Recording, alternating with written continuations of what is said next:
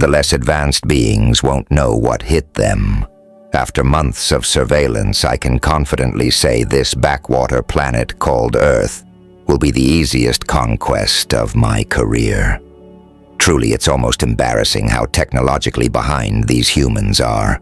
They still use combustion engines, for stars' sake.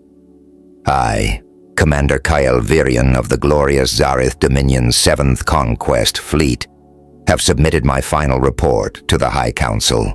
Authorization for planetary harvest has been granted. Tomorrow we begin our assault on this blue marble of resources. Commander, the scout ships report no changes in Earth's defensive capabilities. Admiral Naira Solin's voice crackles through my neural implant. She's been my most trusted advisor for over 3 decades of conquests, but I detect an unusual note of concern in her tone. You sound troubled, Admiral. Surely you're not worried about these primitives. I keep my voice light, amused. They haven't even colonized their own moon. With respect, Commander, something feels off. Our long-range scans show their technology advancing at an unusually steady rate. No great leaps, no stumbles. It's almost too perfect. I laugh, swirling the luminescent nectar in my glass as I gaze at Earth through my command ship's observation dome. Perfect. I know. Admiral, predictable. These humans are like laboratory specimens, following exactly the development curve we'd expect. They're right where we want them, advanced enough to have gathered valuable resources, but too primitive to defend them. The mineral surveys are extraordinary, Naira admits. The concentration of rare Earth elements alone would fund the Empire's expansion for centuries, and their water resources. Precisely why the High Council chose Earth as our next target. These humans have no idea what they're sitting on. Their petty nations still squabble over fossil fuels while we prepare to strip their entire planet bare. I pull up the holographic display of our fleet, 5,000 ships hidden behind their moon, the largest invasion force I've ever commanded. Some might call it overkill for such a primitive world, but I believe in being thorough. Their most advanced weapons are simple nuclear devices. I continue, more for my log than for Naira. Their space presence consists of a single crewed orbital station. Their global communication network is hilariously vulnerable to disruption. In 48 hours, the Cronarian flag will fly over Earth's devastated remains. And the population, sir? Standard protocol. Harvest the healthy specimens for the labor camps, humanely resettle the remainder where possible. The usual 20% survival quota should suffice. We need enough of them alive to mine their own planet for us. I pause the recording, considering my next words carefully. These logs will be studied at the War College someday, after all. Future commanders will learn from this textbook invasion. Let it be recorded that on this day, I, Commander Kyle Virion, initiated Operation Earthfall. May the Empire's glory shine eternal. Rising from my command throne, I approach the observation dome. Earth hangs there, serene and unsuspecting. Such a pretty world. Almost a shame we have to break it. Send the orders, Admiral. All ships to battle stations. We begin at dawn. Yes, Commander. Though, may I share one last observation? Always, Naira. In all our years of conquest, we've never encountered a species that developed so uniformly. No dark ages, no golden ages, just steady, plodding progress. Don't you find that strange? I wave away her concerns with a flick of my primary tentacle. You're overthinking it. They're simply unremarkable. A species that never reached for greatness, content to develop at the slowest possible pace. That's why they're perfect for harvesting. No great warriors, no grand ambitions, just sheep waiting for the slaughter. As you say, Commander, battle stations ordered. May the Empire's glory shine eternal. The communication ends, leaving me alone with my thoughts and the view of our next conquest. Tomorrow, Earth joins the growing list of worlds that fuel our empire's magnificence. Tomorrow, humanity learns its place in the galaxy. How wrong I was. How catastrophically, monumentally wrong. Nothing makes sense anymore. I'm recording this from the emergency bridge of my flagship, the Eternal Dominion, after our primary command center was. Let me start from the beginning. Let history know exactly how it all went wrong. Dawn broke over Earth's western hemisphere, exactly as planned. Our fleet emerged from behind their moon in perfect formation. 5,000 ships of the line, the pride of the Zareth Dominion, ready to claim another primitive world for our glory. All ships report ready, Commander Nira announced, her silver scales gleaming under the bridge lights, waiting for your command to begin the harvesting. I savored the moment, watching the blue planet spin below us. Launch first wave, standard orbital bombardment pattern. Target their primitive military installation first. The first plasma salvos streaked toward Earth's atmosphere, a beautiful array of purple fire that would herald humanity's end. I remember thinking how the light show alone would terrify the primitives. Then, everything changed. Commander, our sensor chief barked. Energy spike detected. Massive power signature emanating from the surface. Before I could demand clarification, I saw it. A shimmering wall of pure energy, rippling like water, but harder than neutron star matter, materializing around the entire planet. Our plasma bolts splashed harmlessly against it, dissipating into spectacular but useless light shows. Impossible, I whispered. They're centuries away from planetary shield technology. Sir Nira's voice carried an edge I'd never heard before. Multiple signatures emerging from Earth's surface. What we dismissed as primitive orbital satellites were transforming. Panels slid away, revealing weapon systems that could not exist on a world at this development stage. They weren't communications relays or weather monitors. They were defense platforms, and they were waking up. Evasive action, I ordered, but it was too late. The first volley from Earth's orbital defenses cut through our front line like it wasn't there. Ships that cost billions to construct, carrying thousands of our finest warriors, reduced to expanding clouds of debris in seconds. Report, I demanded. They're using focused quantum cascade weapons, our science officer shouted. Technology we barely... Theoretical. Sir, new contacts. The human supposedly single-crewed space station was changing. What we'd thought was a clumsy construction of primitive materials was peeling away like a chrysalis, revealing something else entirely, something that had been hiding in plain sight. By the First Empire, Nira breathed. It's a carrier. Ships poured from the transformed station, not the clunky chemical rockets we'd observed them testing, but sleek vessels that moved with impossible grace. They were smaller than our warships, but their speed, their maneuverability. Sir, we're detecting similar transformations across their lunar surface, hidden hangar doors. They're launching more ships. I watched in horror as humanity's true fleet emerged. They'd hidden it all, every advancement, every breakthrough, concealed behind the masterful facade of primitive technology. Those steady, predictable developmental steps Nira had questioned. It had all been a show. All ships, combat formation Delta, I ordered. Concentrate fire on their carrier. Sir, we're being hailed, communications reported. From the surface, a human face appeared on our main screen. Female, dark-skinned, wearing what I now realized was far more than the primitive military uniform we'd thought it to be. This is General Alara Winters of the Earth Defense Force, she announced, her tone almost conversational. "I believe this is the part where you're realizing you may have miscalculated." "How?" I demanded. "We've been watching you for years," but her smile reminded me of a predator. "Commander Kale, you saw exactly what we wanted you to see. Did you really think humanity wouldn't notice all those stealthy probe ships?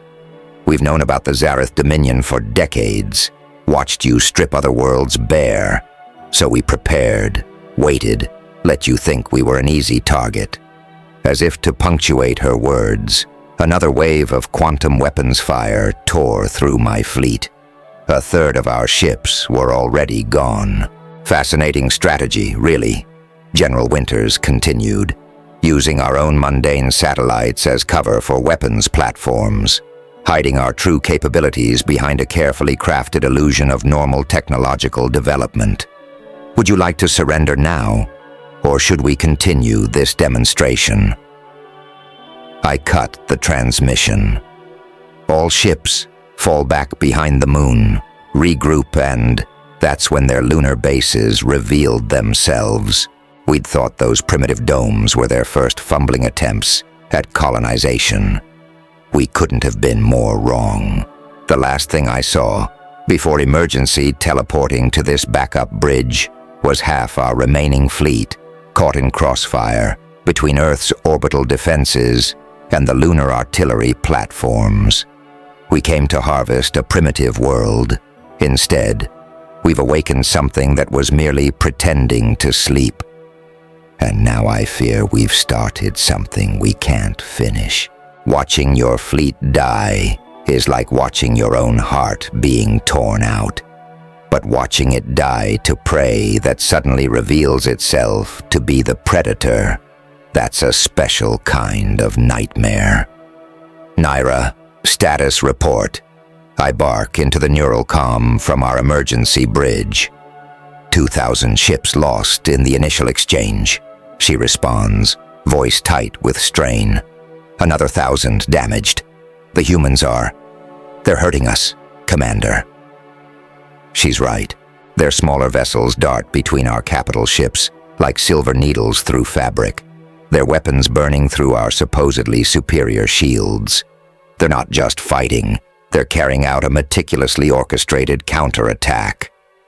"New contact," the sensor officer shouts. "Massive energy signature approaching from Earth's southern polar region." The holographic display shows something emerging from beneath Earth's Antarctic ice sheet. Not a ship, a city, a floating metropolis of gleaming metal and pulsing energy fields, rising from what we'd thought was just another frozen wasteland. "Sir, receiving transmission from the Antarctic facility." A male human appears on screen wearing a uniform adorned with insignias we've never seen before. "Commander Kale, Director Nathan Seren, Earth Intelligence. I believe it's time we had a proper introduction. You hit an entire city under ice?" I managed to ask. He laughs. "One of many, Commander. Did you really think we'd put all our civilization on the surface where anyone could see it? Those cities you've been monitoring, just the tip of the iceberg, as we say." A blast rocks our emergency bridge. Through the view screen, I watch in horror as more installations reveal themselves across Earth's surface. Mountainsides split open to reveal hangars. Ocean churn as underwater bases activate. The humans aren't just defending, they're emerging from everywhere. Commander Naira cuts in. They're deploying some kind of... "Sir, you need to see this. The humans are launching what look like small probes toward our remaining ships. As I watch, these devices attach themselves to our hulls, and our ships begin to change. By the eternal void, our science officer whispers, they're nanite swarms. They're not destroying our ships, they're converting them. I watch helplessly as Chronarian warships, pride of our fleet, transform under the microscopic assault. Weapon systems shut down. Engines go dark. In minutes, nearly 100 of our vessels have been reduced to floating hulks. Fascinating technology, isn't it? Director Saren comments, still on screen. We call them assimilators. They're particularly good at convincing hostile ships to reconsider their allegiance. Incoming Naira shouts. Multiple signatures from Earth's night side. The humans had kept their biggest surprise hidden on their planet's dark side. What emerges makes my secondary heart stop. Ships, if you can call them that. They look more like tears in space itself, dark against the stars, visible only by the way they bend light around them. Ah, yes, Serene says with evident pride. Project Phantom, quantum phase ships. They're not actually cloaked. They exist partially in another dimension, very useful for avoiding detection. These phantom ships move through our formation like ghosts, ignoring shields and armor alike. Where they pass, our ships simply stop. No explosions, no debris. They just power down, their crews trapped in temporal stasis fields. Commander Nira's voice is barely a whisper now. We've lost 80% of the fleet. The survivors are either disabled or surrendering. I finish for her. On the tactical display, I can see Chronarian ships lowering their shields, powering down weapons. The mighty 7th Conquest fleet, reduced to supplicants in less than an hour. An excellent decision by your officers. Saren nods approvingly. Now then, Commander Kyle, about your surrender. Why, I demand. Why maintain this facade? Why hide behind primitive technology when you could have announced yourselves as a power to be reckoned with? Saren's expression turns serious. Tell me, Commander, what does your empire do to worlds it considers threats? Worlds with valuable resources that can fight back. You don't harvest them, you obliterate them. We've watched you do it, so we played weak, let you think we were harmless and waited. A new hologram appears, Earth's moon, but different now. The surface is transforming, facilities and weapon emplacements emerging from what we'd thought was barren rock. The humans hadn't just built on their moon, they'd turned it into a fortress. Sir, Nira says quietly, the humans are targeting our emergency bridge. Their weapons are powered, but not firing. I believe they're waiting for your response.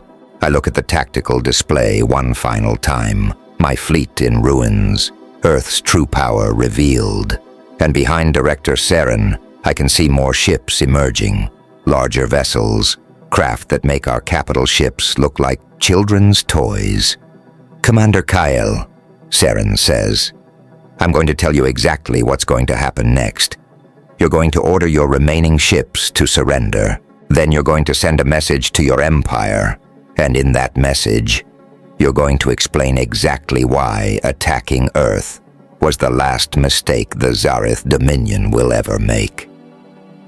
As if to emphasize his point, one of their phantom ships passes through our bridge shields like they don't exist, hovering just outside our viewport. I can see now why they let us retreat to this emergency bridge. They were never fooled by the transfer. They just wanted us somewhere they could easily contain us.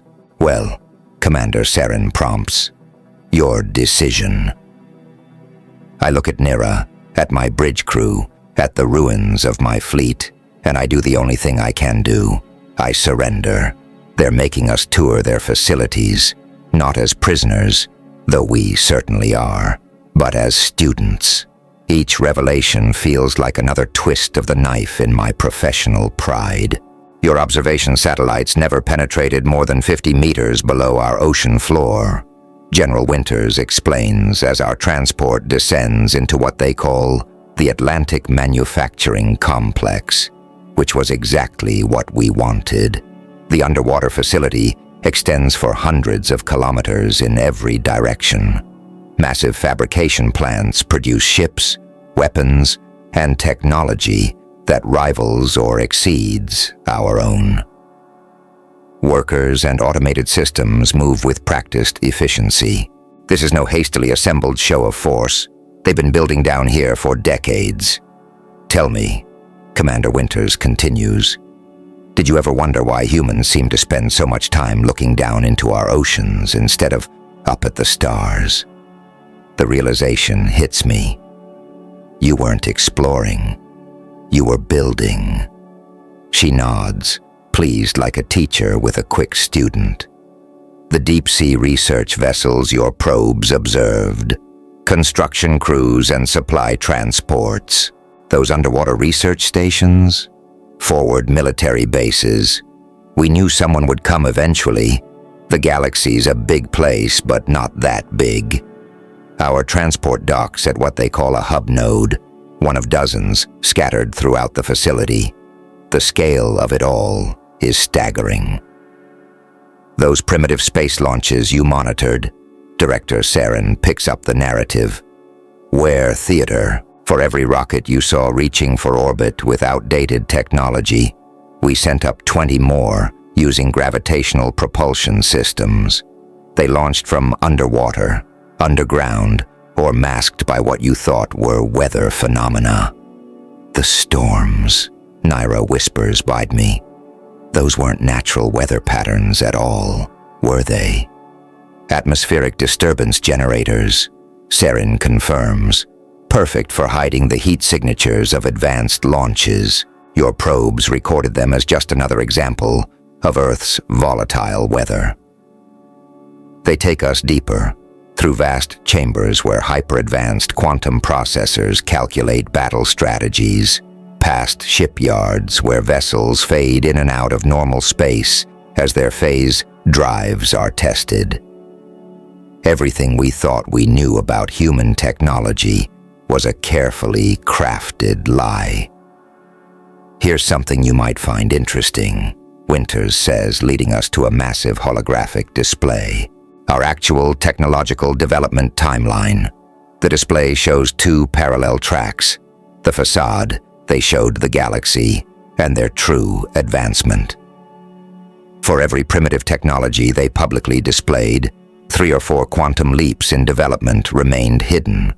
Those quaint nuclear fission plants on the surface, powered by controlled quantum singularities. The simple satellites, quantum entanglement communication nodes, even those smartphone devices everyone carries. Saren pulls out what we'd dismissed as primitive personal communication technology.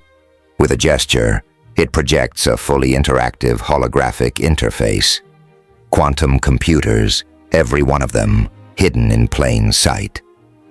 But your cities? I protest. The primitive infrastructure, the outdated transportation, surface camouflage, Winters explains. Those cities are like stage sets, real enough to live in, but hiding what's underneath. Every subway tunnel conceals a magnetic levitation transport system. Every skyscraper contains quantum energy taps. Even our roads incorporate molecular assemblers for self-repair. They show us more. Underground agricultural complexes that could feed 10 times Earth's apparent population. Medical facilities that make our best healing technologies look medieval. Power generation systems that harness zero-point energy with casual ease. Why? I finally ask. Why expend so much effort hiding all this? Saren's expression turns serious. Because, Commander, we studied species like yours, empires that destroy any civilization that might challenge them. We knew that if we revealed our true capabilities, we'd face the combined might of multiple hostile powers, so we made ourselves look like an easy target. Let everyone think Earth was just another apparently vulnerable planet prepared for exploitation. A trap, Nira says. You wanted someone to try conquering Earth. We needed to know who our enemies were, Winters confirms. Now we do. And the Zareth Dominion just demonstrated to every other potential invader exactly why Earth should be left alone. The worst part, looking at their production capabilities, their true fleet strength, their technological advancement, I realized they didn't even show us everything during the battle. They didn't need to. "One last thing," Commander Saren says as our tour concludes. "Those transmissions we're letting you send back to your empire. They're going through our quantum networks, which means we're learning your complete communication protocols. By the time your warning reaches the Empire," he doesn't need to finish. "We've handed them everything: star charts, defense codes, fleet positions, all because we thought we were conquering a primitive world. We wanted to harvest Earth. Instead, we've introduced ourselves to humanity's masters, and I fear we'll soon learn what it means to be the primitive ones. They knew the entire time that I hadn't ordered a full retreat, knew about the reserve fleet hiding in the Kuiper Belt, knew about our last resort protocols. They knew, and they waited." "Sir, the second fleet is in position," Naira reports from our containment quarters. "They've allowed us to maintain communication with our forces, another calculated move in their grand strategy. Supreme Marshal Orendrax awaits your signal." I should feel honored. The Empire dispatched its greatest fleet commander the moment they received our distress call. 10,000 ships, the largest assault force ever assembled, now lurks at the edge of this solar system. "Commander Kyle?" Director Saren's voice comes through our communication system. "I trust Supreme Marshal Orendrax has finished assembling his forces." Of course they know. They always knew. "You can't possibly stop a fleet of that size," I reply, trying to sound more confident than I feel, "even with your advanced technology." The lights in our quarters dim momentarily as something massive passes overhead. Through the reinforced windows, I see it. A ship, if you can call it that. It's bigger than anything I've ever seen. A construct of dark metal and pulsing energy that seems to bend space around it. The Humanity's Dawn. General Winters' voice joins the conversation.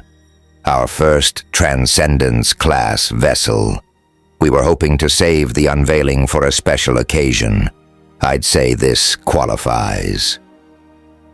More ships appear, emerging from what looks like tears in the fabric of reality itself.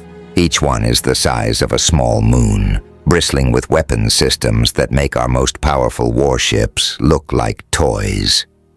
"Fascinating design, isn't it?" Saren continues conversationally. "They exist partially outside normal space-time, makes them rather difficult to damage. Would you like to see what they can do?" Before I can respond, Supreme Marshal Orendrax launches his attack. 10,000 ships, the pride of the Empire, surge forward in perfect formation. Under different circumstances, it would be beautiful. What happens next defies explanation. The human vessels don't move to intercept. Instead, the space between our fleets changes. Reality itself seems to ripple and twist. "Quantum space manipulation," Winters explains, as if lecturing students. "Why bother chasing down enemy ships when you can simply adjust the space they're trying to travel through?" I watch in horror as the mighty Imperial fleet stretches and distorts, caught in whatever reality warping field the humans have generated. Ships compress and expand, like reflections in a funhouse mirror. Sir Naira shouts, "We're detecting massive energy buildups from Earth's direction." They're the Humanity's Dawn fires. Not energy weapons or projectiles, but something else, something worse. "Probability waves," Saren says proudly. "They don't just destroy ships, they erase the probability of those ships ever reaching their target." Rather elegant solution to warfare, don't you think? Entire battle groups simply cease to exist, not destroyed but retroactively prevented from ever arriving. Others find themselves suddenly occupying the same space they inhabited minutes ago, creating temporal copies that crash into each other. Supreme Commander Valkus is ordering a full retreat, Naira reports, her voice shaking. But the human space distortion, they can't plot escape vectors. They're trapped. Not trapped, Winters corrects. Contained. There's a difference. The humanity's dawn and its sister ships form a precise geometric pattern, energy arcs between them creating a vast geometric web of light. This is the part where we typically offer terms of surrender, sarin size. But given the Empire's history with diplomatic solutions, the geometric pattern collapses inward. In an instant, the entire Imperial fleet vanishes, replaced by a sphere of swirling quantum energies. What? What did you do to them? I managed to ask. Transferred them to a containment dimension. Winters explains. They're fine, just temporarily removed from our universe. Think of it as a timeout corner for overly aggressive civilizations. And now, Saren adds, we begin Phase 2. New displays appear in our quarters, showing fleets of human ships emerging from hidden bases throughout their solar system. Not dozens or hundreds, but thousands, each one equipped with the same reality-bending technology we just witnessed. You see, Commander, Winters continues, we didn't just prepare to defend Earth. We prepared to ensure no one would ever threaten us again. The human fleets enter dimensional slipstreams, bound for what I realize with growing dread are Imperial core worlds. We didn't just fail to conquer Earth. We've led them straight to our doorstep. Don't worry, Saren assures me, reading my expression. We're not going to destroy the Empire. We're going to civilize it. Your colonies will be liberated, your controlled territories freed, your leadership retired, and you're going to help us. Why would I do that? Because, Commander Kyle, Winters says softly, you've seen what we can do and you know that everything you've witnessed, the quantum ships, the space manipulation, the probability weapons, they're just the technologies we're willing to show you. The implications sink in. These humans, these beings who hid their true nature so effectively, who turned our own arrogance into a weapon against us. What else are they hiding? One last thing, Serin adds. Those primitive satellites you observed, the ones supposedly monitoring Earth's weather and communications, take another look. New displays show those same satellites transforming, unfolding into configurations that defy physics as I understand it. Planet crackers, Winters explains, capable of reducing a world to atoms. We have them orbiting every Imperial world. They've been there for years, waiting for just this moment. I look at Nira, at my crew, at the display showing our mighty empire about to be dismantled by a species we thought we could conquer. We didn't find a primitive civilization waiting to be harvested. We found humanity, and that was our fatal mistake. 3 days since humanity revealed themselves to the galaxy. 3 days that changed everything.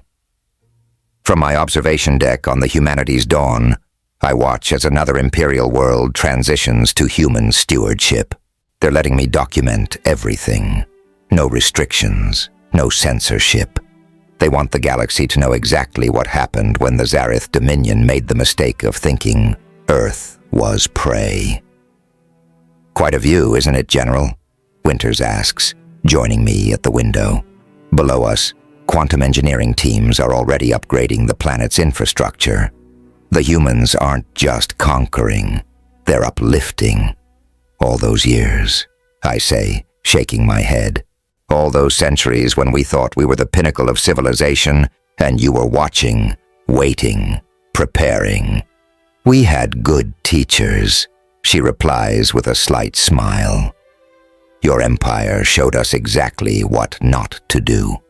Every world you stripped bare, every species you subjugated or erased from records, they all taught us valuable lessons. A holographic display shows the current state of the Empire, or what's left of it. 90% of our worlds have already accepted human protection. The rest will follow soon. Not through force, but because humanity is offering something we never did: partnership. The quantum satellite network is online for another dozen systems, Director Serene announces, entering the observation deck. Medical technology deployment is ahead of schedule. The freed slave species are adapting well to their new autonomy. I've learned that's typical of humanity's efficiency. In 3 days, they've accomplished what would have taken the Empire decades, and they're doing it without a single shot fired since our failed invasion. You want to know the funny part? Saren asks, noticing my expression. We could have done this centuries ago, but we waited, watched, made sure we understood exactly how galactic civilization worked before we stepped onto the stage. And now, I ask. Winters gestures to a new hologram, a map of known space. Now we do what we always planned. We fix what your empire broke.